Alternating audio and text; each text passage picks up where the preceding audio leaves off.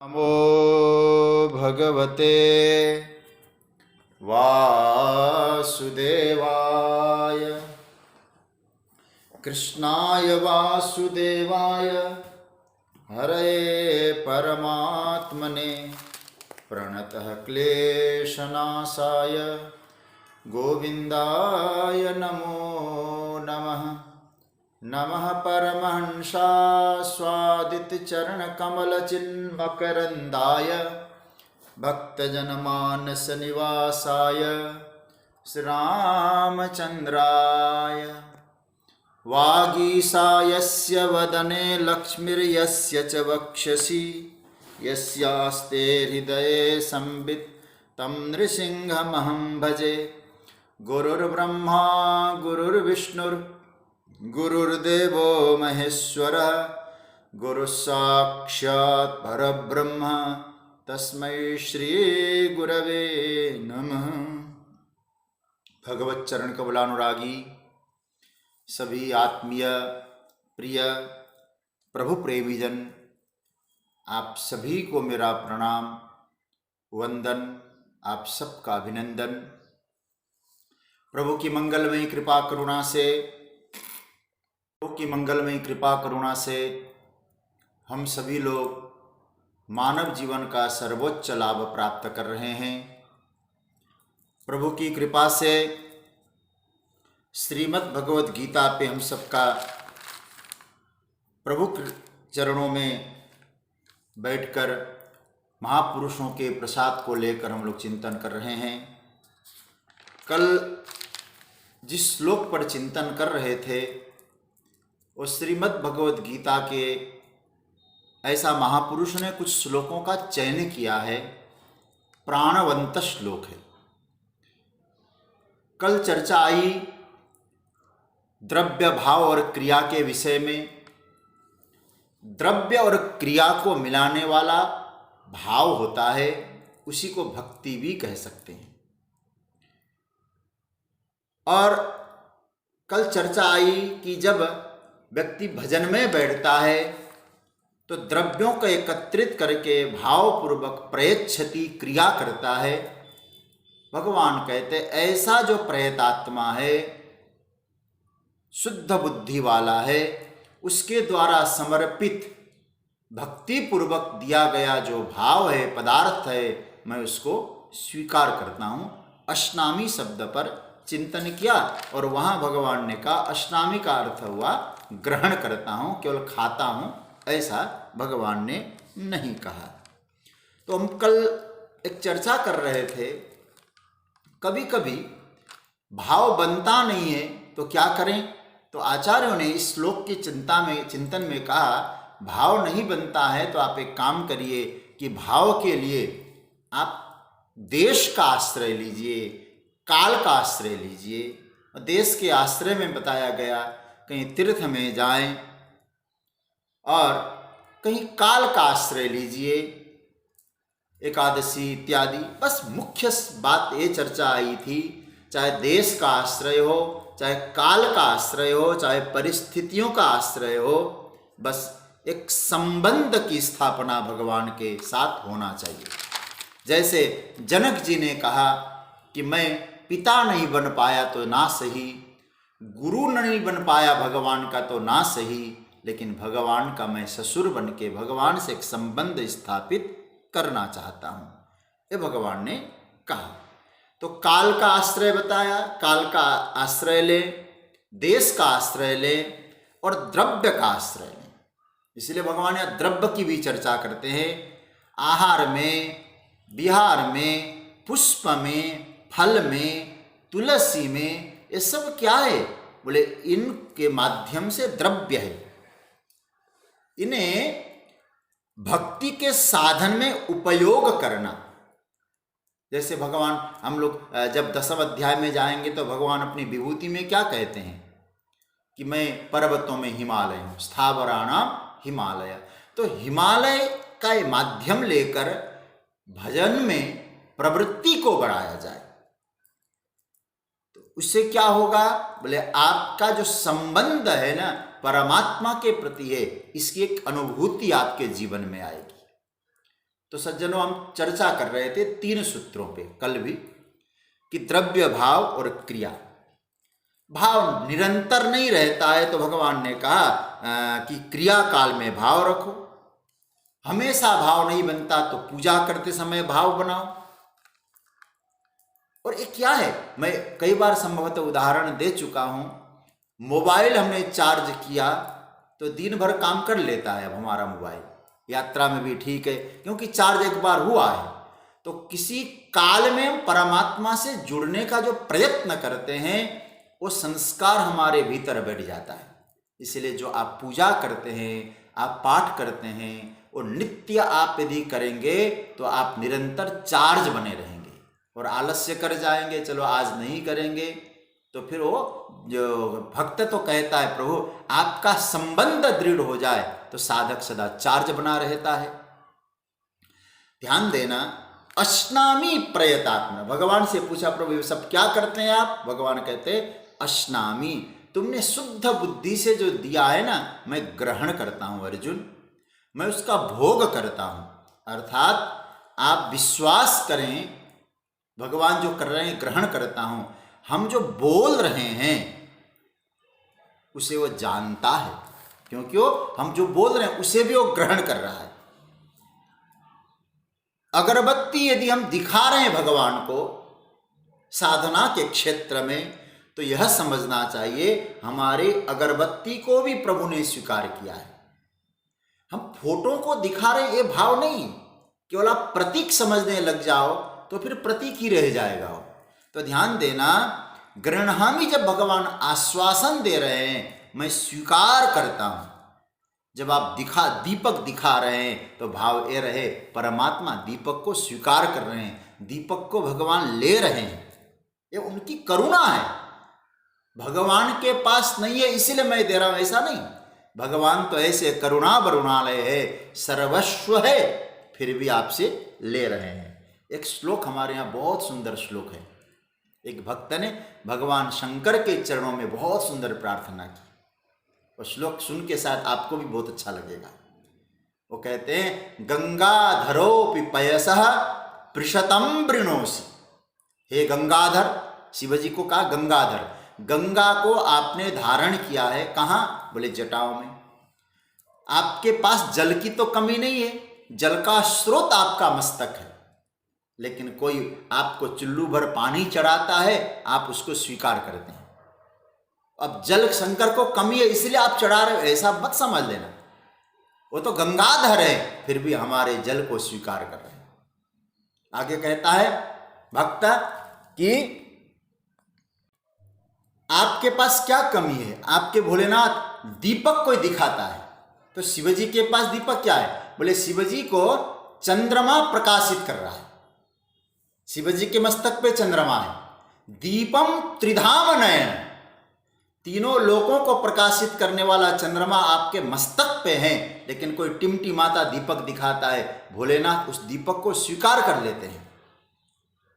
और बाचाम प्रसूतिरपि मुक्त वचस्त्रिणोसि, आपके द्वारा वाणी प्रकट होती है, लेकिन कोई मुंह में उंगली डाल के भी गुर गुर गुर करता है तो आप उसको भी स्वीकार कर लेते हैं। बोले क्यों कर रहे हैं?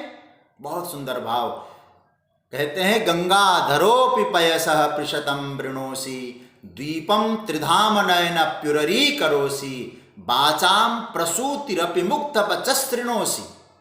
अंत में कहा किम किम न करोसि विनीत जनानुरोधात्, अपने भक्तों के अनुरोध को, अपने भक्तों के निवेदन को स्वीकार करके प्रभु आप क्या क्या नहीं करते। तो इसका अर्थ क्या है? भगवान स्वीकारते हैं। एक बहुत सुंदर ग्रंथ है हमारे पास, आप लोगों ने इस ग्रंथ के बारे में मालूम होगा, भगवान जगतगुरु शंकराचार्य का है सौंदर्य लहरी। और इस सौंदर्य लहरी के साथ मेरा हमारे पूज्य पांडे जी का भी बड़ा सुंदर कुछ संस्मरण है, अभी उसमें चर्चा का विषय हम नहीं करेंगे उसको। तो आप रोज पाठ भी करते हैं और मैं भी इसको प्रतिदिन प्रयास करता हूँ, पाठ करता हूँ। तो देवी की आराधना है सौंदर्य लहरी में। उस जगतगुरु शंकराचार्य भगवान ने देवी की आराधना की और उसमें अंतिम श्लोक में जगतगुरु भाष्य शंकराचार्य कहते हैं, प्रदीप ज्वालाभिर दिवस कर नीराजन विधि सुधा सूतेश्चंद्रो पलजल रभैरर्घ्य रचना स्वकीयैरंभोभि सलिल निधि सौहित्य करणम त्वदीयाभिर्वाग्भिस्तव जनि वाचाम स्तुतिरियम। इस श्लोक का भाव भी वही उसी तरह के हैं। प्रभु कोई, हे माँ, आपके लिए कोई जल चढ़ाता है, कहां से? नदी से जल लिया, आपको चढ़ाया, जल वहीं का। वाणी से आपकी स्तुति कर रहा, वाणी कहां से प्रकट हो रही? आप ही के द्वारा। लेकिन आप करते क्या हो? यदि आपका उद्देश्य लेकर कोई भी भक्त आपको समर्पित करता है तो जगत गुरु शंकराचार्य कहते हैं आप उसे स्वीकार कर लेते हैं।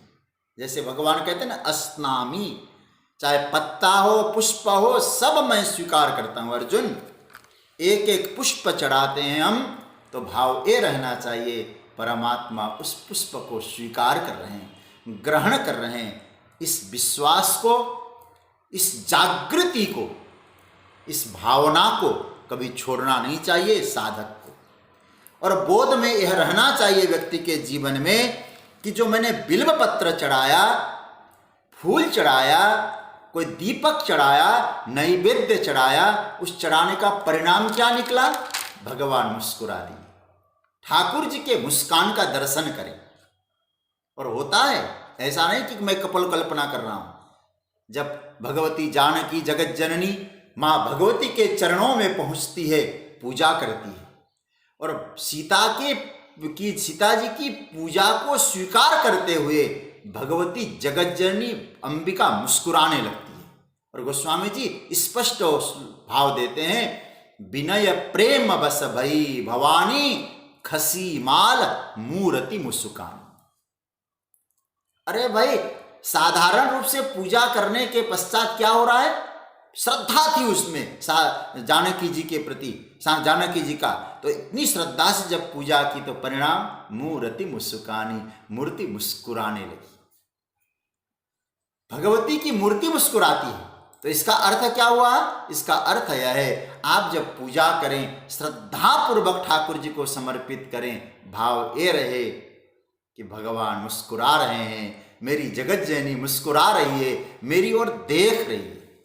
भक्ति में यह जब भाव दृढ़ करना होगा, हम लोगों को चिंतन करना होगा कि मैं फोटो की पूजा नहीं कर रहा हूं, मैंने फोटो को नहीं चढ़ाया है, ये तो ठाकुर को चढ़ाया है। और ठाकुर जी मुझे पूर्ण आश्वासन दे रहे हैं, गृह्णामि, मैं स्वीकार करता हूं अर्जुन, गृह्णामि, मैं ग्रहण करता हूं। अब हम लोग भगवान गिरिराज पर इतनी श्रद्धा क्यों रखते हैं? श्रीमद् भागवत जी की कथा में, भागवत में स्वयं सुखदेव जी महाराज कहते हैं, कृष्णस्त्वन्यतमं रूपम। बहुत ध्यान से सुनिएगा, जो अष्टामी शब्द को आप कितना सुंदर प्रस्तुति कर सकते हैं, चिंतन कर सकते हैं। भगवान जब सारे 56 भोगों को लेकर पहुंचते हैं गिरिराज की तलहटी पर, तो प्रभु के मन में एक भाव आया कि ऐसा है, यदि मैं प्रकट होकर कोई वस्तु को ग्रहण नहीं करूंगा तो इन ब्रजवासियों की जो श्रद्धा है ना, उस श्रद्धा को दृढ़ होने में दिक्कत आएगी। इसलिए क्या करना होगा मुझे? भगवान कहते, इनके सारी भावनाओं का आदर करते हुए इन्होंने जो समर्पित किया है मुझे स्वीकार करना होगा। वहां एकदम प्रैक्टिकल दिखाया भगवान ने, पत्रम पुष्पम फलम तोयम वाली। इसलिए कृष्णस्तन्यतमं रूपम गोप विश्रंभणं गतः शैलोस्मीति ब्रुवन भूरी बलिमादत बृहत बपु। भगवान गिरिराज जी में प्रवेश करते हैं और प्रवेश करके क्या कह रहे हैं? शैलोस्मी, मैं पर्वत हूं। ब्रजवासी आनंदित होने लगे, भगवान मुस्कुरा रहे हैं, भगवान बोल रहे हैं। तो भगवान नंदनंदन श्याम सुंदर क्या कहने लगे? अरे ब्रजवासियों, अभी तो बोल रहे हैं, थोड़ी देर में खा लेंगे, थोड़ी देर में तो पा भी लेंगे तुम जो दोगे, क्योंकि आपकी श्रद्धा होगी ना, तो आप जो देंगे स्वीकार करेंगे। और बाद में हुआ है, जो भी देते गए मुखारविंद तैयार हुआ, गिरिराज भगवान पाते गए। तो गिरिराज जी को इसलिए आज भी हम लोग जीवंत स्वरूप मानते हैं, साक्षात परब्रह्म का स्वरूप है, उसकी हम परिक्रमा करते हैं। क्योंकि भगवान ने जो गीता में जो बोला है ना, अर्जुन को कुरुक्षेत्र में बोल रहे हैं, लेकिन इसका प्रैक्टिकल वृंदावन में गोवर्धन में किया है। मैं अस्नामी अर्जुन, मैंने स्वीकार किया है। मैं पूज्य डोंगरे जी महाराज की एक पंक्ति भाव आपके सामने रखना चाहूंगा, मेरी बड़ी श्रद्धा उनके प्रति होती है। वो कहते हैं, पूरे भक्ति भाव से जब कोई साधक भगवान के प्रति समर्पित हो जाता है और भगवान की आंखों में आंख मिलाकर देखने की कोशिश करे, तो क्या होगा जानते हैं? तो कभी कभी आप भगवान को देखें तो आपको एक अनुभव होने लगेगा, परमात्मा मेरी ओर देख रहे हैं। आपको लगना चाहिए कि आज प्रभु ने मेरी ओर देखा है। परमात्मा का जो ये जीवंतता, ये आनंदमय क्षण, मेरे भगवान कोई पाषाण की प्रतिमा नहीं है, मेरे भगवान कोई फोटो में नहीं है, मेरे परमात्मा साक्षात है। ये जब भाव आपके जीवन में आ जाएगा ना सज्जनों, भगवान कहते हैं उसी दिन तुम जो जो मुझे दोगे तो मैं स्वीकार कर लूंगा। पत्रम पुष्पम फलम तोयम यो में भक्त्या प्रयच्छति तद अहम भक्ति प्रहृतम अश्नामि प्रयतात्मनः। ये प्राण श्लोक है भागवत गीता का। तो भगवान पुनः मैं एक बार अंत में इसका संक्षेपीकरण कर दूं। भगवान कहते पत्रम पुष्पम फलम तोयम, ये जो द्रव्य है, प्रयच्छति जो मुझे देता है, कैसे? बोले भाव से जो देता है। कैसे? कौन देता है? बोले शुद्ध बुद्धि पूर्वक जो भक्त समर्पित करता है, मैं उस भाव को स्वीकार करता हूँ, ग्रहण करता हूँ। ये भगवान यहाँ सूत्र दे रहे हैं। अच्छा भाई, इसका काव्य विस्तार से भी हो गया, आवश्यक भी इसकी विस्तार की आवश्यकता भी थी। अब भगवान कह रहे हैं अर्जुन, यह करते करते, क्या करते करते? यह हम पूजा करते करते कहीं तुम्हारे में कर्ता का भाव नहीं आ जाए। बहुत गहराई से समझना। पूजा करते करते आपके मन में कहीं कर्तापने का अभिमान ना आ जाए, इसलिए भगवान आगे जो श्लोक बताया जा रहा है 27वां श्लोक, उसमें भगवान समर्पण की बात करते हैं। इस समर्पण से अभिमान को खत्म किया जा सकता है। समर्पित होने पर अभिमान निवृत्त हो जाता है। तो भगवान यहाँ समर्पण की चर्चा कर रहे हैं। ये 27वां श्लोक मैंने आपको 4 श्लोकों को रटने के लिए कहा था, शायद आप लोगों ने रटा होगा। और 4 श्लोक कौन कौन से थे? ये चौथा श्लोक है। पहला था महात्मानस्तु माम पार्थ देवीं प्रकृतिमाश्रिता, 13वां था। फिर 22वां था अनन्यास चिंतयन्तो माम ये जना पर्युपासते। फिर 26वां था पत्रम पुष्पम फलम तोयम यो मे भक्त्या प्रयच्छति तदहम भक्ति प्रहृतम अश्नामि प्रयतात्मना। सज्जनों, एक ना और कह दूं आपसे, कल से आप पूजा करने बैठो ना, इस श्लोक को याद करके बैठो। कुछ फूल चढ़ाओ, भगवान कहते अस्नामि, ग्रहण कर रहा हूं। सज्जनों, आपकी पूजा में 4 चांद लगेगी। इस श्लोक को जब मैं तो आपसे कहूंगा, जब आप पूजा भी करो तो सामने श्लोक रटते रटते पूजा करो, और भाव ये रहे परमात्मा प्रकट होकर स्वीकार कर रहे हैं। मैं एक एक चीज दे रहा हूं, कभी चिंतन करिए ना। देखो, आप लोग कहते मन नहीं लगता, एक छोटा सा डब्बा रखिए, उसमें किशमिश रखिए और किशमिश धीरे धीरे दीजिए, और मेरे परमात्मा को मैं खिला रहा हूं। देखिए कितना भाव बनता है। क्योंकि ये हम नहीं बोल रहे हैं, भगवान स्वयं कहते हैं भक्ति से मुझे दोगे, शुद्ध बुद्धि से दोगे, शुद्ध द्रव्य दोगे, भाव पूर्वक दोगे, और क्रिया में भी भाव रखोगे, मैं स्वीकार कर लेता हूं। तो हमारी पूजा में दिव्यता छा जाएगी, फिर पूजा में मन भी लगेगा। लेकिन होता क्या है, रूटीन मत समझ लेना। पूजा परमात्मा के लिए समर्पण का भाव है। मेरे प्रभु आज मैंने जो दिया है ना, उसको एक एक करके स्वीकार कर रहे हैं। ये भाव बनाया जाए, ये भाव है। अब आगे जो समर्पण की बात आई है वो भी बहुत सुंदर है, इस श्लोक को भी याद करना। 4 श्लोक मैंने ज्यादा लंबा चौड़ा नहीं बताया मैं। महात्मानस्तु माम पार्थ अनन्यास चिंतयन्तो माम पत्रम पुष्पम फलम तोयम। अब 27वां श्लोक, ये भी याद करना है। मैं बोलूं फिर आप लोग बोलिएगा। यत कर, हाँ मनोज भैया बहुत बढ़िया। देखिए 27वां श्लोक आपके सामने उपस्थित है। यत करोसि यदश्नासि यज्जुहोसि ददासि यत्तपस्यसि कौन्तेय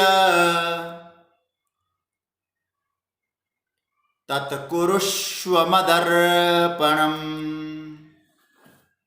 फिर एक बार पाठ करिए, आनंद आएगा। यत् करोषि यदश्नासि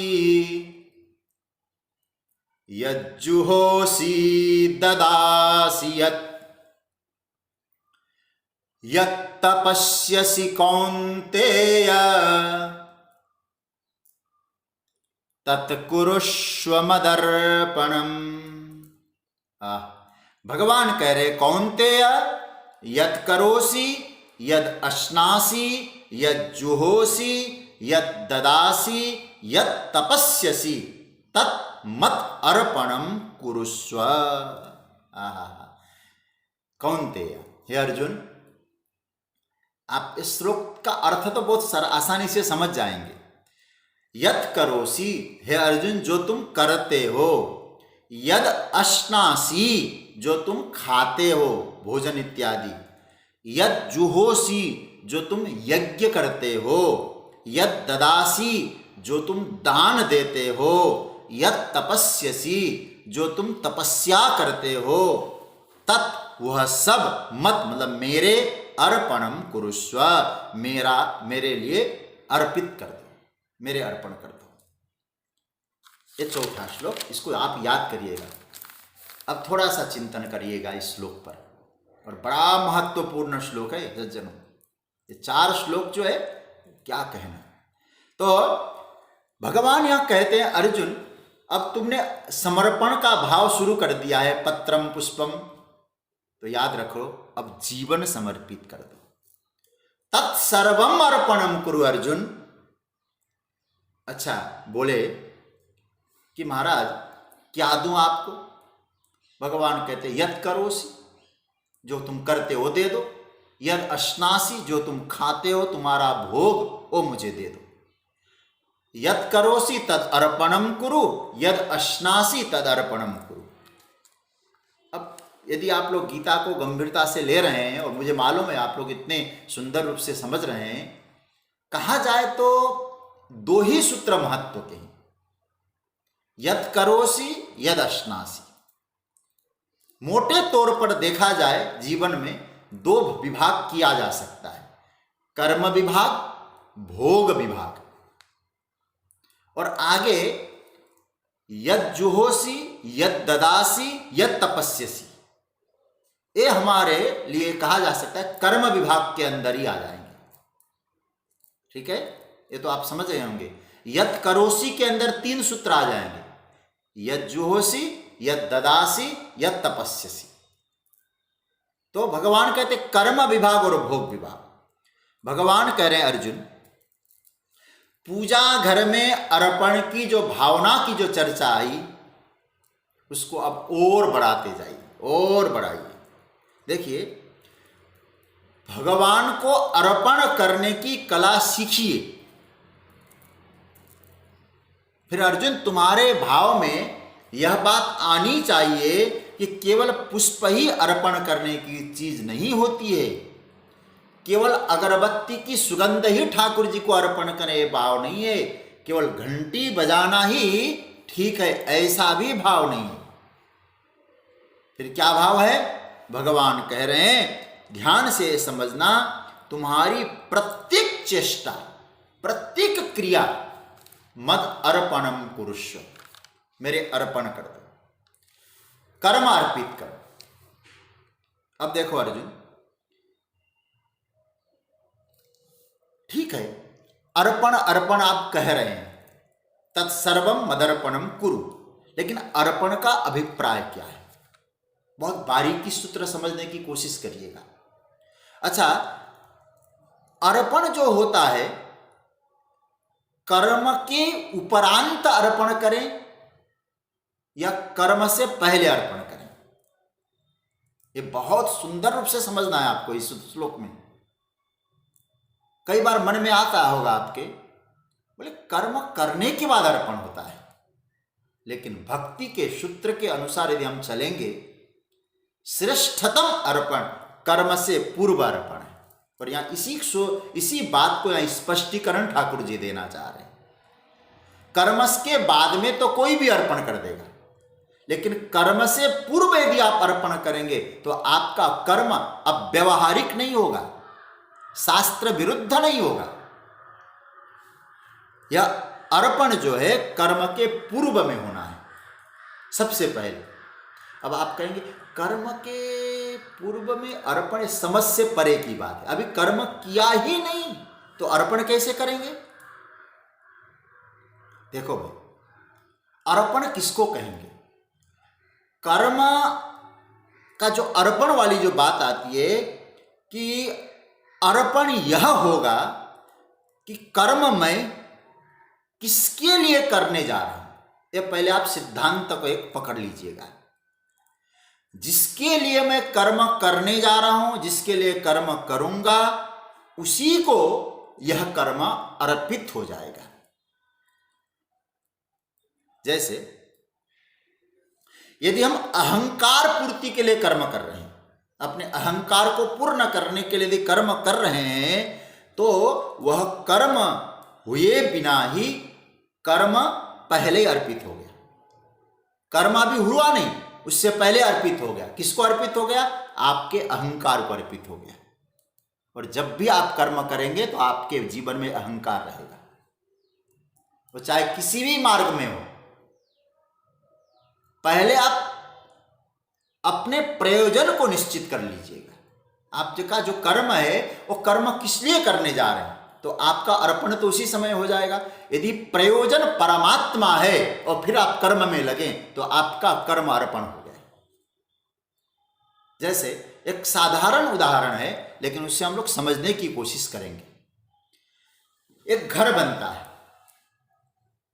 उस घर में पहले ही से लोग आइडेंटिफाई कर लेते हैं कि भाई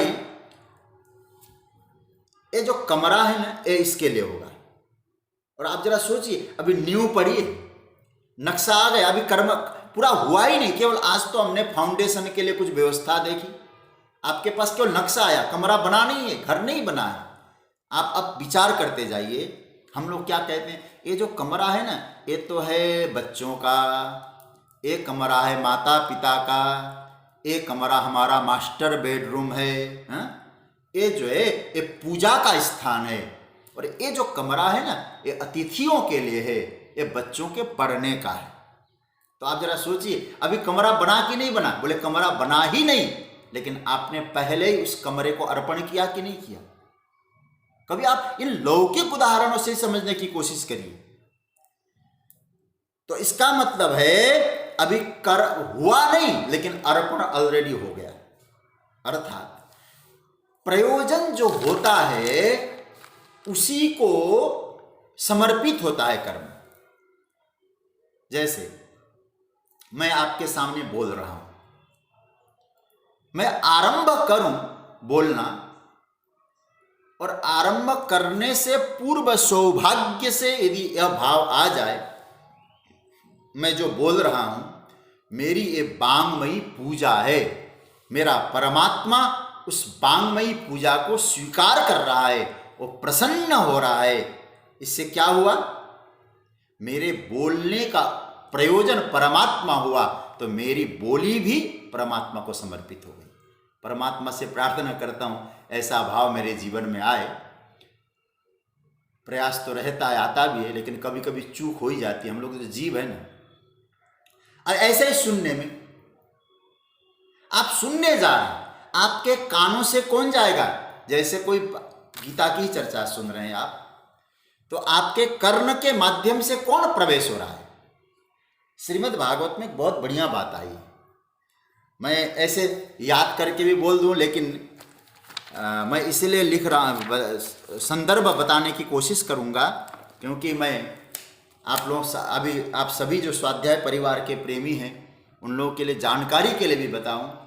अभी मैं गुड़गांव में था, हमारे परम आदरणीय और परम प्रिय श्री कमल पोद्दार जी ने जो दूसरा अध्याय का जो उन्होंने नोट्स बनाया है, बहुत गजब का है। संदर्भ प्रत्येक श्लोक का, और इतना विशाल बना हुआ है, मैं लाया नहीं हूं यहाँ, मैं दूसरी जगह आके आपके सामने प्रवचन कर रहा हूँ। गजब का है, देख के मुग्ध हो जाते हैं। और हमारे हनुमत धाम के पूज्य महाराज श्री को मैंने वो उनको नोट्स दिखाया तो महाराज जी भी दंग रह गए, कितनी मेहनत किया होगा इन्होंने। तो इसलिए मैं संदर्भ देना चाह रहा हूँ, तो श्लोक संख्या भी मैं आपको बताना चाहूँगा, जिससे कि बैठे स्वाध्याय में तो आप नोट करेंगे। जब श्रवण करने कोई बैठे, सुनने के लिए बैठे, श्रवण बाद में कर रहे हैं, और भाव कैसा रहना चाहिए? तो परीक्षित जी महाराज श्रीमद् भागवत के द्वितीय स्कंद के 8वें अध्याय में के 4 और 5वें श्लोक में बोल रहे हैं। क्या कहते हैं? श्रद्धया शृण्वतः श्रद्धया नित्यम गृणन्तश्च स्वचेष्टितं कालेन नातिदीर्घेण भगवान विशते हृदि। श्रद्धा पूर्वक यदि आप परमात्मा के लीलाओं को श्रवण करते हैं, बहुत शीघ्र ही परमात्मा आपके हृदय में प्रवेश करते हैं। तो कहते हैं अब श्रद्धा पूर्वक क्या, कैसे प्रवेश करते हैं? प्रवेश करने का भी तो कोई मार्ग होना चाहिए, हृदय में जाने का, वहां खेलने का, लीला करने का। तो परीक्षित जी कहते हैं प्रविष्टः कर्णरंध्रेण स्वानाम भाव सरोरुहम धुनोति समलम कृष्ण सलिलस्य यथा शरत। परीक्षित जी कहते गुरुदेव, भगवान कैसे जाते? एक द्वार है उनके जाने का। बोले कौन है? बोले भगवान कहते परीक्षित के कान के जो द्वार है ना, जब हम सुनते हैं भगवान की चर्चा को, भगवत वाणी को जब सुनते हैं, इन कर्ण के द्वार के माध्यम से परमात्मा हृदय में प्रवेश कर जाता है। अब आप सुनने के लिए बैठे, आप क्या सुन रहे हैं? आप सुन रहे हैं भगवान को, भगवान को ही सुन रहे हैं आप। इसलिए आप लोगों ने गोपी गीत सुना है ना भागवत में, गोपियों ने जब गोपी गीत गाया है, वहां स्पष्ट गोपी गीत में क्या आया है? कृष्णम जगु, श्री कृष्ण को ही गाया है। कई लोग कहते कृष्ण के लिए गाया, ऐसा नहीं, सुखदेव जी कृष्ण को ही वो गाए हैं। तो हम जो सुन रहे हैं, भगवान ही कर्ण के द्वारा प्रवेश कर रहे हैं। आप सुनना बाद में हुआ, श्रवण का जो कर्म हुआ, आपका भाव ऐसा हुआ, तो आपका जो कर्म है, कर्म से पहले भगवान को अर्पित हुआ कि नहीं हुआ? बोलने से पहले आपकी वाणी भगवान को अर्पित हुई कि नहीं हुई?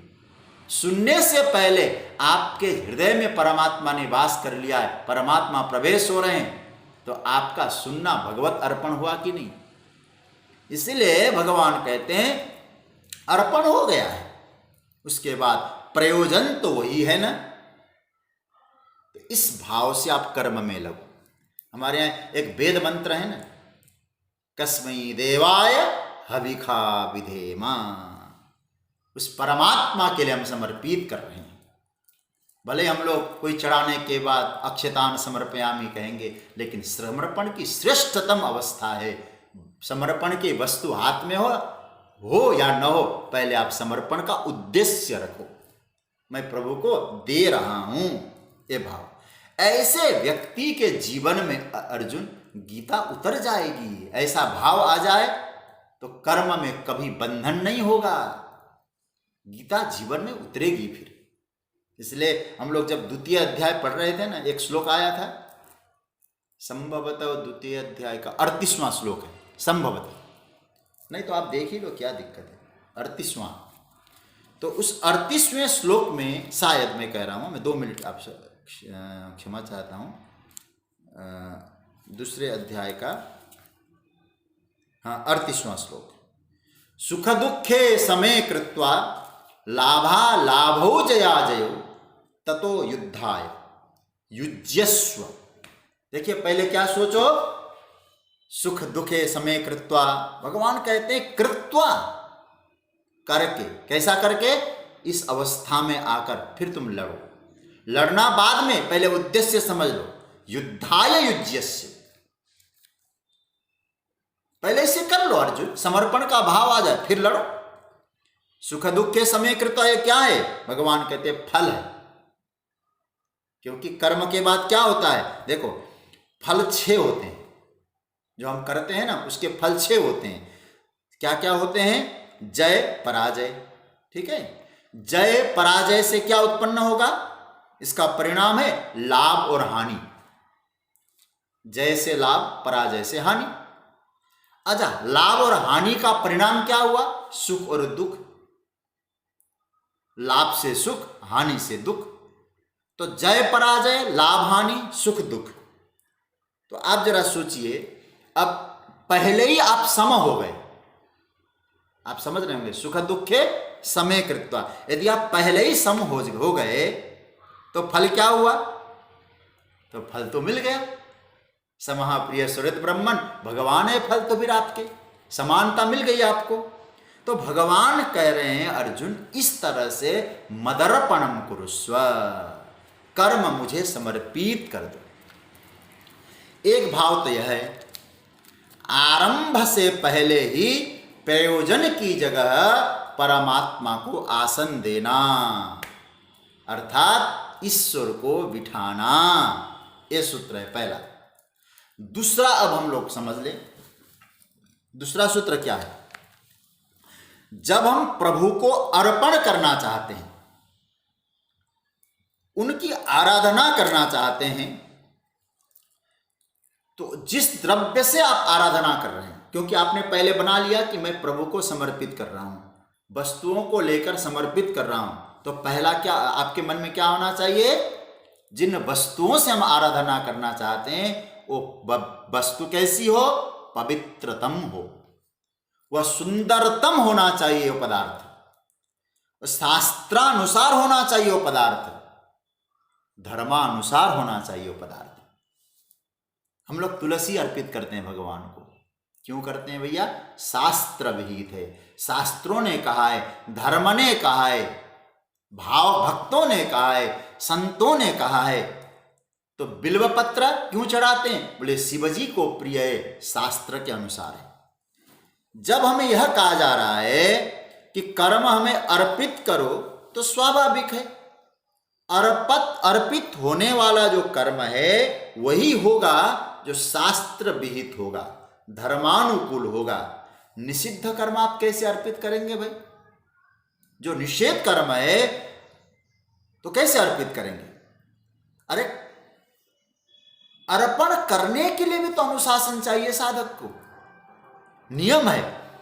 देखिए अर्पण कभी निषिद्ध वस्तु का नहीं हो सकता है, निषिद्ध पुष्प हम लोग नहीं चढ़ाते, निषिद्ध भोजन भगवान को भोग नहीं लगाते, तो आप निषिद्ध कर्म भगवान को कैसे समर्पित करेंगे। अर्पण का जीवन जीने वाला जो साधक है अर्जुन, वह समझता है कि परमात्मा को चढ़ाना है तो विहित को ही चढ़ाना है, जो शास्त्रों ने कहा है, धर्म ने कहा है, वही चढ़ाना है। बड़ा सुंदर सूत्र है, समझने जैसा। एक बार क्या हुआ, परम पूज्य प्रातः स्मरणीय स्वामी श्री अखंडानंद सरस्वती जी के पास कोई साधक गया, बोले महाराज जी मुझे कुछ ऐसे वैसे खाने की आदत है, लोगों से मिलजुल के ऐसा हो। तो महाराज जी ने बहुत अच्छा जवाब दिया, एक काम करो फिर। बोले क्या, बोले खाओ, हम मना नहीं करते। वो दंग रह गया, महाराज जी भी ऐसी चीजें खाने को कह रहे हैं। बोले देखो तुम्हारे घर में लड्डू गोपाल है, हाँ मम्मी सेवा करती है लड्डू गोपाल की। बोले एक काम करो, कल से जब एक मेरी बात सुन लो। बोले क्या, जो मैं कहूँ मान लोगे, ठीक है। तुलसी रखो और उस वस्तु को लड्डू गोपाल के सामने रख के जाओ, रखो, तुलसी अर्पित करो और भगवान को भोग लगाओ, तब खाओ। ये बात रखो। तो आप जरा सोचिए, महापुरुषों का जो है दूरदर्शिता उनकी सोचिए। कहते अब भोग लगा के खाने की बात मैंने महाराज जी को वचन दिया, तो अभक्ष का तो भोग लगा ही नहीं सकता हूं, तो उसका अपने आप छूटा कि नहीं छूटा। जो समर्पित करूंगा शास्त्र विहित धर्म विहित समर्पित करूंगा। तो इसका अर्थ क्या चाहिए हुआ, क्योंकि उसको तो केवल प्रभु चाहिए, उसके लिए तो लाभ की जो परिभाषा है ना, इसको अर्पण करने से मुझे क्या लाभ मिलेगा, और लाभ की परिभाषा बदल गई है। जिस विधि से मेरा परमात्मा प्रसन्न होता हो, मैं वो काम करने को तैयार हूं, ये भाव उसके मन में आएगा। परमात्मा यदि मेरे द्वारा समर्पित करने से प्रसन्न होता है, मैं बिना समर्पण के कोई वस्तु स्वीकार करूंगा ही नहीं, ये भाव। एक शायद आप लोगों ने कभी सुनी होगी, मैंने तो बड़े बड़े महापुरुषों के मुंह से भी ये बात सुनी है कि एक सिनेमा आई थी पहले, उस सिनेमा का नाम था मीराबाई। मीराबाई सिनेमा में एक कोई गाना गीत है या पद है मुझे नहीं मालूम, लेकिन सुना है मैंने। वो कहते हैं ना, बाला मैं बैरागिन हूंगी, बाला मैं बैरागन हूंगी, जिन भेसा मेरो साहिब रीझे, सोही बेस धरूंगी, बाला मैं बैरागन हूंगी। यह है भक्त। मेरा परमात्मा यदि प्रसन्न है इस अर्पण से, तो मैं बिना अर्पण के कोई वस्तु रखूंगा ही नहीं, समर्पण अवश्य बना रहेगा। जब साधक ऐसा भाव रखता है, परमात्मा की प्रसन्नता के लिए मैं समर्पित कर रहा हूं, तो वो भाव आएगा, विहित ही समर्पित करूं, धर्मानुकूल ही समर्पित करूं। और एक बात और कहूं, दूसरा यह है, केवल विहित वाली बात नहीं आएगी उसके जीवन में, पवित्रतम वस्तु समर्पित करूं, ये भी भाव आएगी। सुंदरतम वस्तु परम समर्पित करूं, ये भी भाव आनी चाहिए। इसलिए शास्त्रों में और यहाँ गीता में भी कई जगह भगवान ने समाचरः समाचरः शब्द का प्रयोग किया। समाचर, हे अर्जुन समाचर, तीसरे अध्याय में भी समाचार की सब चर्चा आई। तो कहने का अर्थ ये हुआ, आचरण करो, समाचर शब्द आता है। भक्त जो है ना, वो पूर्णतावादी होता है, परफेक्शनिस्ट होता है। क्यों? बोले उसको जो चढ़ानी है वो भगवान को ही चढ़ानी है, ऐरे गैरे नथु खेरे को उसे चढ़ानी नहीं है। तो वहां अर्पणम कुरुस्व में कोई अच्छी वस्तु, सुंदरतम वस्तु, पवित्रतम वस्तु चढ़ाने की वो बात सोचेगा। इसलिए भगवान क्या कहते हैं, इसका आचार्यों ने बहुत अच्छा अर्थ किया, यद करोसी, यद विहितम करोसी, पवित्रतम करोसी, सुंदरतम करोसी, तद मद अर्पणम कुरुस्व। अर्जुन जो करते हो वो मुझे समर्पित करो। आप जरा देखिए, चाहे हनुमान हो, चाहे नानक हो, चाहे तुलसी हो, चाहे सूर हो, ये सब सुंदर क्यों है? ये कर्म सौंदर्य है इनका। सज्जनों, अब शरीर की बात करें तो शायद इन लोगों का शरीर इतना सुंदर नहीं हो सकता है, नहीं होगा शायद। कोई अच्छा श्रृंगार भी लोग करते नहीं होंगे, लेकिन इतना जरूर कहा जाए, इनका जीवन, इनका कर्म सुंदर है। क्यों सुंदर है? बोले जो भी करते हैं प्रभु समर्पण है, यत करोसी। अब देखो दूसरा सूत्र पकड़ना थोड़ा सा, यत करोसी जो भी करते हो, और दूसरा क्या आया, यद अश्नासी। अश्नासी का अर्थ है खाते हो जो। अब आप आनंद के लिए जरा एक आपको बताऊं, ऊपर भगवान ने क्या कहा था, 26वें श्लोक में भगवान ने कहा था अश्नामी, ठीक है, ऊपर कहा था अश्नामी और नीचे का अश्नासी। बहुत सुंदर भाव है। बोले मैं खाता हूं, और भगवान के तुम जो खाते हो वो भी मुझे दे दो। ये बड़ा समझने जैसा है। ऊपर भी अश्नामी और यहाँ भी अश्नासी। तुम जो भोगते हो अर्जुन, अश्नासी मतलब भोग, खाना, उस भोग को अर्पित कर दो। तो कहते हैं अच्छा, भोजन भोग जो मिला वो मुझे अर्पित कर दो। अच्छा एक बात करिए, भोग किसको मिला है? जो खाता है व्यक्ति, खाएगा, वो भोगता। अच्छा वो तो भोग्य को तो नहीं मिला ना। हम लोग जो खाते हैं भोजन, वो किसको मिला? भोग्य को नहीं मिला, भोक्ता को मिला, खाने वाले को मिला। तो अब भगवान क्या कहना चाहते हैं, ध्यान देना। उस भोग का प्रयोजन क्या है अर्जुन? जब आप भोजन करते हैं, आपका जो भोग है, उस भोग का प्रयोजन क्या है? देखो, जिह्वा संतुष्टि है, मन संतुष्टि है, या भोग जो आ रहा है उन भोग से चित्त की भूख प्यास मिट जाए, क्षुधा की निवृत्त हो जाए, ये शांत हो जाए, फिर हम लोग भजन के लिए सक्रिय हो जाए। आप जरा सोचिए, अब आपके भोजन का लक्ष्य क्या है?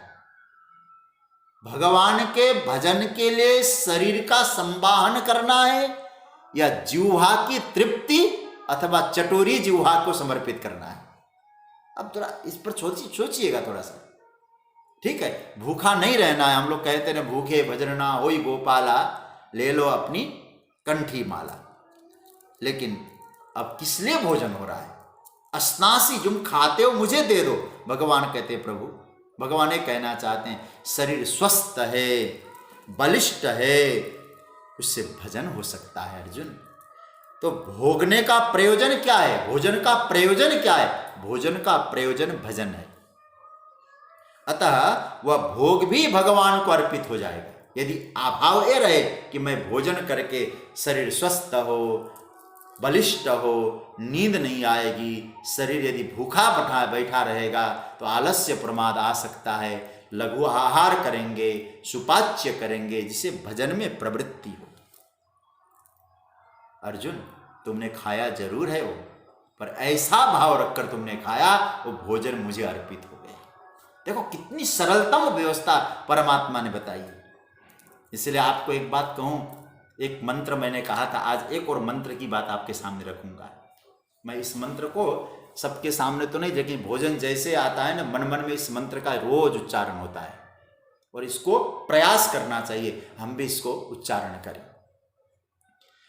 जगतगुरु शंकराचार्य भगवान ने भगवती अन्नपूर्णा से प्रार्थना की, भोजन दीजिए मां अन्नपूर्णा से, और भोजन मांगा। लेकिन किस लिए भोजन मांगा? ये श्लोक सुनने जैसा है।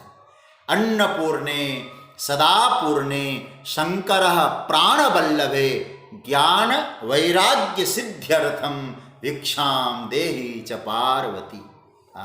ये श्लोक मैं आपसे कहूँगा, मैं कोशिश करूँगा, याद रहेगा मुझे, मैं स्वाध्याय परिवार में श्लोक लिख दूंगा।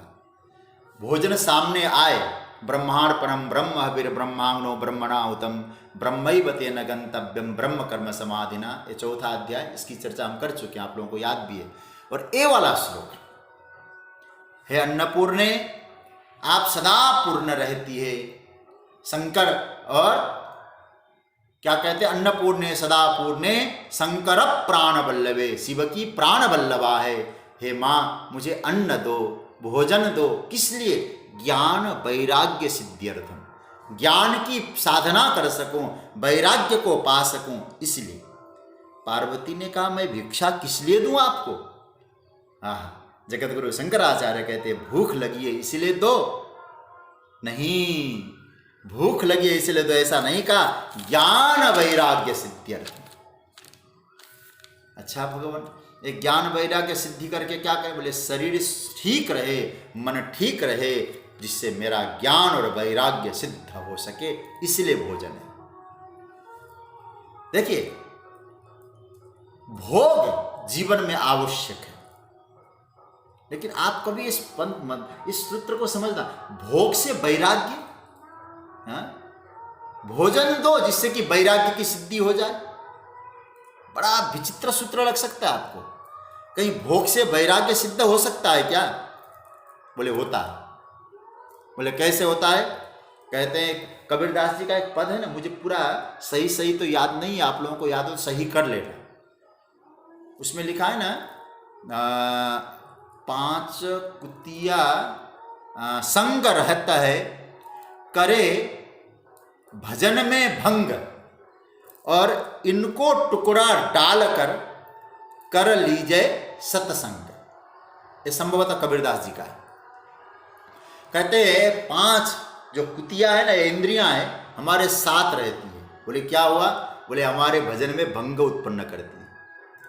भजन कर रहे थे, गीता का स्वाध्याय का समय आया, तुरंत किसी का फोन आया, अरे क्या है, कल कर लेना, चलो आज मूवी देखने चलें, आज वहां जाएं, आज रेस्टोरेंट जाएं। अब देखिए भंग कर दिया कि नहीं सत्संग हमारा। तो अब परिणाम क्या हुआ? कबीरदास जी कहते कोई बात नहीं, इनको पहले टुकड़ा दो, जो भी हो इनको शांत करना, क्योंकि भजन में भंग कर देंगे ये लोग अतृप्त रहेंगे। तो इंद्रियों की तृप्ति आकांक्षा पूर्वक नहीं, आवश्यकता के अनुसार देना।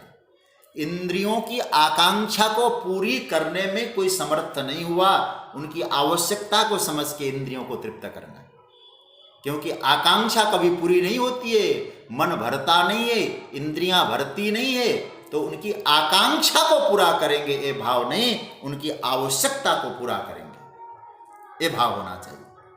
तो इसका अर्थ क्या है? यद अश्नासी, हे अर्जुन जो तुम खाते हो ना, मद अर्पणम को। कैसे? बोले पहले भाव रखो, आज जो भोजन आया है इस भोजन को मैं पाऊंगा। किस लिए पाऊंगा? हे प्रभु, इस प्रसाद को मैं पाकर आपके भजन के लिए तैयार हो जाऊंगा, आपके कर्म के लिए तैयार हो जाऊंगा। जो कर्म मिलेगा आपकी भावना से मैं कर्म करूंगा। अब भगवान को अर्पण हो गया, खाने से पहले अर्पण हो गया, फिर अभक्ष्य तो आप कभी खाएंगे ही नहीं। यद अश्नासी तद मद अर्पणम कुरु। अच्छा, जो भजन के लिए होगा याद रखना वो पवित्र ही होगा, क्योंकि अपवित्र भोजन भजन में सहयोगी कभी हो नहीं सकता। ये हमेशा याद रखिएगा, आप सब जानते हैं, क्योंकि भोजन जो अन्न होता है उससे मन का निर्माण होता है, और अपवित्र अन्न जब जाएगा तो मन अपवित्र होगा, और अपवित्र मन जब होगा भजन में मन लगेगा ही नहीं। फिर पवित्र अन्न हो, पवित्र अन्न से फिर परिणाम क्या होगा कि परमात्मा का भजन हो पाएगा। भगवान कहते उनकी पवित्रता आवश्यक है। हे अर्जुन, इसलिए जो तुम खाते हो पहले तो उस भोजन की पवित्रता पर विचार करो, और इंद्रिय तृप्ति पर, आवश्यकता की पूर्ति के लिए हम इंद्रियों को भोजन दे रहे हैं, आकांक्षा पूर्ति के लिए नहीं है। सुस्वादु हो, पाचन में सहज हो, उसकी चर्चा हम करेंगे बाद में, अन्न के विषय में भी चर्चा आएगी। किंतु ये जीवन निर्वहन के लिए भोजन है, आकांक्षा को पूरा करने के लिए भोजन नहीं होता है। भजन में मन लगा रहे, भजन में प्रवृत्ति बनी रहे, इसलिए यदि आप भोजन करने के लिए बैठ जाओगे तो याद रखिएगा वो भोजन आपके लिए प्रसाद बन जाएगा, और जब प्रसाद बन जाएगा तो भीतर से उपासना प्रकट हो जाएगी। कैसे? देखो, मैं एक बात और कहूँगा, एक होता है प्रसाद, ठीक है, प्रसाद यदि जाएगा तो भीतर से उपासना प्रकट होगी, और यदि विषाद जाएगा तो भीतर से वासना पैदा होगी। तो प्रसाद और विषाद में ये अंतर है। भीतर है तो वासना है, उपासना भीतर से ही प्रकट होती है, वासना भी भीतर से प्रकट होती है। लेकिन याद रखिएगा, जब आप बाहर के विषयों को प्रभु का प्रसाद बना के उस प्रसाद को पाएंगे तो भीतर से उपासना प्रकट होगी, और बाहर के जो भी वस्तुएं उनको केवल पदार्थ मानेंगे, प्रभु का प्रसाद नहीं मानेंगे, वो भीतर जाएगा, वहां से वासना आएगी, उपासना नहीं आएगी। भगवान कहते जो भोजन आया है ये भोजन केवल पदार्थ नहीं है, प्रभु का प्रसाद है। इस भाव से यदि आप लेंगे और पाएंगे तो भगवान कहते भोजन भी मेरे अर्पित हो जाएगा, क्योंकि इस भाव से तुम ले रहे हो। और भीतर कौन बैठा है? 15वें अध्याय में भगवान कहते अहम वैश्वानरो भूत्वा प्राणिनाम देहमाश्रितः। तुम खा तो लेते हो, दिक्कत मुझे वो होती है, भगवान का जीव ने कहा प्रभु आपको दिक्कत क्या होती है? दिक्कतें होती है तुम ऐरे गहरे कुछ भी खा लेते हो और भीतर बैठ के पचाना मुझे पड़ता है। 15वें अध्याय भगवान कहते हैं ना, अहम वैश्वानरो भूत्वा प्राणिनाम देहमाश्रितः प्राणापान समायुक्तः पचाम्यन्नम चतुर्विधम। 4 प्रकार के अन्न, भक्ष्य भोज्य लेह्य चोष्य, और चारों प्रकार के अन्न को मैं पचाता हूं। तो